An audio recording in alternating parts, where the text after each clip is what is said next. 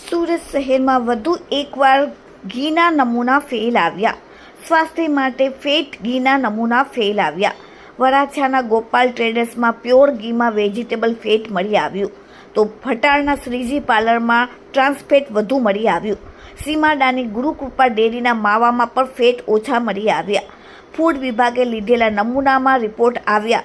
હાલમાં ફૂડ વિભાગ દ્વારા તમામ ઉપર કાયદેસરની કાર્યવાહી કરવામાં આવશે. Bureau report, daily India TV, Surat. મારું નામ B R Brahmbhatt, food safety officer, Surat મહાનગરપાલિકા.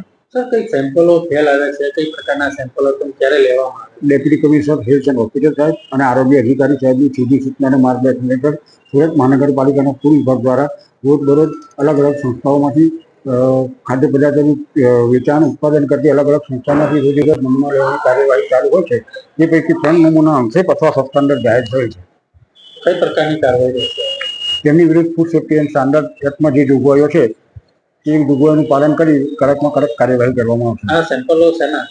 આ સેમ્પલો અમૂલ પ્યોર ઘી, દૂધનો માવો અને ગાયનું ઘી